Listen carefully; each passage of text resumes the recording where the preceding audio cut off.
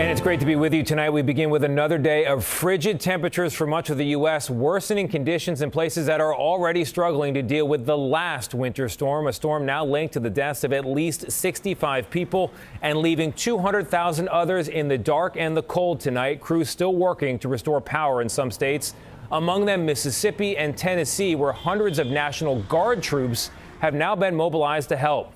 Rob Marciano is following all of it from New York, where the city is dealing with massive piles of snow, which it is now trying to melt, apparently. Rob, good evening. Good evening, Tony. Oh, yeah, they're melting it. They're using these giant hot tubs, and they've already melted 25 million pounds of it here in New York City. I mean, with these temperatures, Mother Nature's not helped melting it. And in these dense cities, you can plow all you want, but at some point, there's no way to put it. It's a battle around towering mounds of snow.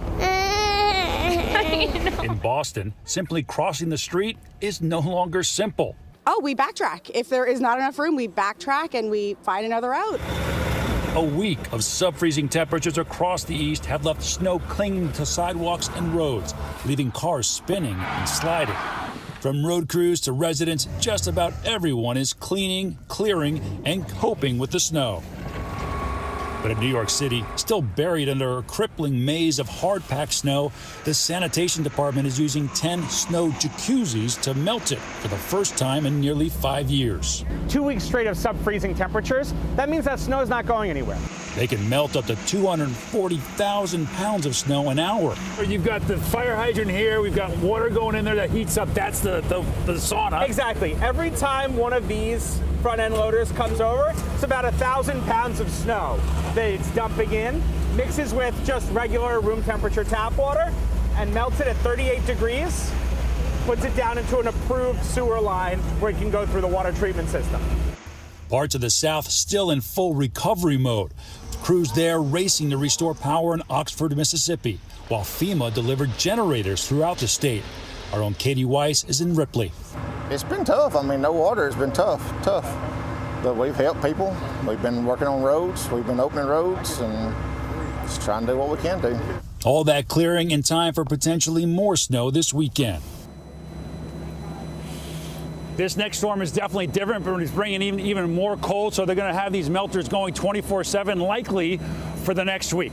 All right, let's talk about that next system and the cold, which is going to be widespread. We've got all these cold weather alerts and cold weather warnings all the way down to Florida, 20, 30, in some cases 40 degrees below average. Miami, you'll see the coldest air you've seen since 2010 come Sunday. But the winter storm warnings are already up for eastern Tennessee and parts of Virginia and the Carolinas. That will be expanded during the day tomorrow. Wind gusts up to 50, 65 miles per hour. Strong upper level energy is going to kind of trigger a coastal low.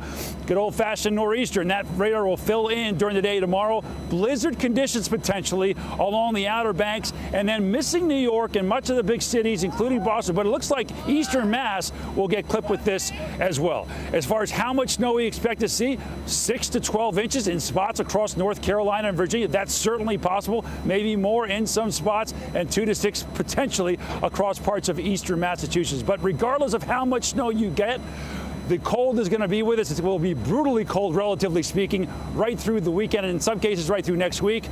Spring, Tony, certainly feels a long way off. It sure does, Rob. Thank you very much.